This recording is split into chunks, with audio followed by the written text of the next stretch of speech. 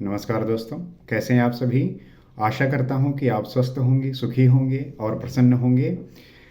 जैसा कि हम यहाँ पे बात करते हैं अनेक प्रकार के विषयों को लेके, जो आपके भ्रम हैं, जो आपकी समस्याएं हैं, जो परेशानियां हैं, कहीं ना कहीं हम ऐसी चीज़ों में भ्रमित रहते हैं जहाँ हमें जानना आवश्यक हो जाता है।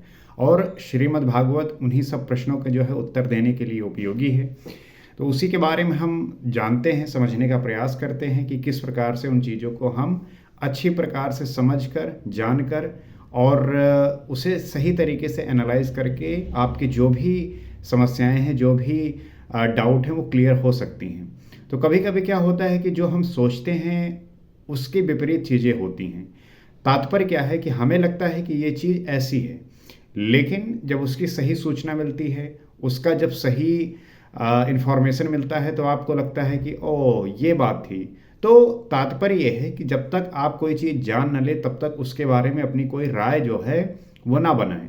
जब अपनी अपनी कोई राय बनाते हैं तो वो आपके मन के विचारों की जो है एक लेयर होती है। तो उससे जो है हटकर आप उसकी वास्तविकता को पता करने की कोशिश करें, और जो चीज़ जिस प्रकार से प्रदर्शित हो रही है उसके पीछे का कारण क्या है, वो क्यों हो रहा है, वहाँ पे उसके होने का कारण क्या है, तो उसको जो है जानने का प्रयास करिए। जब इस प्रकार से आप सोचेंगे तब उसकी वास्तविकता से आप बोधित हो पाएंगे, उसको समझ पाएंगे। अन्यथा आप अपने थॉट से, अपने आइडियोलॉजी से उस चीज़ को जब क्रिएट करेंगे तो कहीं ना कहीं वो जो है झूठा साबित होगा। तो तात्पर्य यह है कि आप सही इन्फॉर्मेशन को, सही चीज़ को अपने तरीके से जानने का प्रयास करिए। उसका मीडियम कोई भी हो सकता है, और मीडियम ऐसा हो कि वो वैलिड हो, किसी भी प्रकार से ऐसा ना हो कि कहीं ना कहीं किसी को नुकसान पहुंचा रहा हो, चोट पहुंचा रहा हो। तो तात्पर्य यह है कि उसे जानने का प्रयास करिए, और जानने में जो आपको महसूस हो रहा है, वो लग रहा हो कि हाँ ये चीज़ ऐसी होनी चाहिए, वो उसी प्रकार से हो। तो आइए समझने का प्रयास करते हैं और जानते हैं कि श्री कृष्ण ने अर्जुन के वो सारे डाउट, सारे भ्रम, जो प्रश्न है, उसको किस प्रकार जो है समझा रहे हैं, बता रहे हैं। तो कहते हैं, अवजनान्ति माम मूढ़ा मानुषिम तनुमाश्रितम परम भावम जनंतो मम भूत महेश्वरम। तात्पर्य क्या है कि संपूर्ण भूतों के महान ईश्वर रूप मेरे परम भाव को न जानने वाले मूढ़ लोग मुझे मनुष्य शरीर के आधार वाला और तुच्छ समझते हैं। ये जो संपूर्ण जगत है, जो सारी प्रकृति है, ये जो प्रकृति को हम अपना सब कुछ समझते हुए, सब कुछ जानते हुए, इसी से हम जब अपने आप को रिलेट करते हैं, इसी पे जो है आधारित रहते हैं, तो जो परम भाव को ना जानने वाले ऐसे मूढ़ लोग होते हैं, संसारिक व्यक्ति का यही एक दुर्भाग्य होता है कि वो जो है इन्हीं लोगों में रहकर इन्हीं लोगों को जानते हैं और इन्हीं के बारे में बातें करते हैं। लेकिन जो व्यक्ति स्थित प्रज्ञ है, जो परमात्मा को जानने वाला है, परम भाव वाला है, वो उस लेवल पे पहुंच नहीं पाते। तो जब पहुंच नहीं पाते, लेकिन मनुष्य शरीर उसका भी होता है, तो वो उसको जो है अपने समान ही जो है समझते हैं, तुच्छ समझते हैं। और पूरा जो व्यक्ति, इसी प्रकार कृष्ण का भी जन्म था, वो भी शरीर रूप में ही थे मनुष्य के। तो जो मूढ़ लोग होते हैं वो समझ नहीं पाते कि जिसकी चेतना, जो चेतना पे जीवित है, जिसके लिए वो सर्व है, वो सर्वरूप है, उसको समझने में आम लोगों को बड़ी तकलीफ होती है, वो जान नहीं पाते। तो संपूर्ण प्राणियों के ईश्वरों का भी जो महान ईश्वर है, उस परम भाव में मैं स्थित हूँ।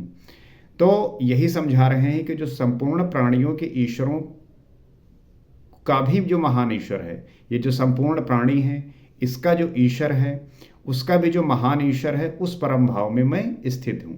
और किंतु हूँ मनुष्य शरीरधारी, मूढ़ लोग इसे नहीं जानते। वे मुझे मनुष्य कहकर संबोधित करते हैं, उनका दोष भी क्या है। तो ये जो मूढ़ लोग हैं, जो अज्ञानी हैं, जो समझ नहीं पाए, वो जो है ये समझते हैं और मनुष्य कहकर जो है संबोधित करते हैं उस किसको, जो वैरागी है, जो सन्यासी है, जो परम भाव को प्राप्त हुआ है, वो लोग उसे भी अपने जैसा ही मानते हैं। लेकिन उसके विचार, उसका थॉट प्रोसेस, उसका लेवल, उसका देखने की जो स्थिति है, वो कहाँ पे है, किस तरीके से वो देख रहा है चीज़ों को, वो अंदर से क्या परिवर्तित हुआ है, हर व्यक्ति तो अपन जैसा जो जो होता है उसको उसी प्रकार से देखता है। अब चूंकि वो जो है शरीर, मन, इंद्रियों और बुद्धि पे जो है सर्वाइव कर रहा है, उसी पे चल रहा है, तो वो जो है उसको उसी प्रकार से देखता है। तो उनका दोष भी क्या है? क्योंकि वो उस लेवल पे नहीं पहुंचे, उसको महसूस नहीं किया, तो वो क्या बता पाएंगे। जैसे आपके भी जीवन में होता है, जैसे एक जो मान लीजिए गर्मी का समय है और आप जो है एसी में रहते हैं, तो आपको पता है कि एसी जो है आपको क्या सुख देता है, क्या जो है आनंद देता है। अब कोई व्यक्ति ऐसा है जो उसमें उसको नहीं महसूस किया, और जब उसको ये बताओगे तो वो कहेगा होता होगा जैसा होता होगा। लेकिन उसको जो महसूस होता है उसे ये लगेगा कि पता नहीं, हो सकता है, क्या ही बता रहे हैं। तो जो व्यक्ति सेम सेम फील करते हैं वो, हाँ, उस बात पे जब वो बातें करेंगे, जब उसको एनालाइज करेंगे, तब लगेगा कि हाँ ये बात सही कह रहे हैं और ये चीज़ महसूस होती है। तो ये बात होती है। अब वो स्थिति पहुंचना, परम भाव में ईश्वर को जानना, ज्ञानी होना, योगी होना, वो थोड़ा दुर्लभ है, रेयर है। तो इसलिए जो है वो लोग इस संसारिक जीवन में फिर टिक नहीं पाते। वो कहीं ना कहीं फिर उस संसार से ऊपर होकर यहाँ पे उनका रहना, उनका जीना, संसारी लोगों के साथ सरवाइव करना, एक तरीके से वो उसी प्रकार से देखने लगते हैं। लेकिन जब उनकी दशा बदलती है, उनका थॉट प्रोसेस बदलता है, कार्य बदलता है, तो धीरे धीरे चीज़ें परिवर्तित होना प्रारंभ होती हैं वो लोगों की दृष्टि में भी। जब वे दृष्टिपात करते हैं तो महापुरुष का शरीर ही तो दिखाई पड़ता है, कैसे वे समझे कि महान ईश्वर भाव में स्थित है। अब वो जो दृष्टिपात होता है तो वो जो है उन्हें वही व्यक्ति के समाज समझते हैं, शरीर ही देखते हैं। शरीर के अलावा क्या है वो जो है उस पर न कभी चर्चा किया, न जो है उसको चिंतन किया, न जाना, न पाने का प्रयास किया। तो वो शरीर को देख के ही तो डिसाइड करेंगे कि कौन क्या है। कैसे वे समझे कि आप महान ईश्वर भाव में स्थित हैं। अगर उनको ये बात का एहसास हो जाए, पता हो कि आप महान भाव ईश्वर में स्थित हैं, परम भाव में स्थित हैं, उस स्थान पे स्थित हैं जहाँ पे वो व्यक्ति कल्पना भी नहीं कर सकता, तो वे क्यों नहीं देख पाते? इसका कारण क्या है?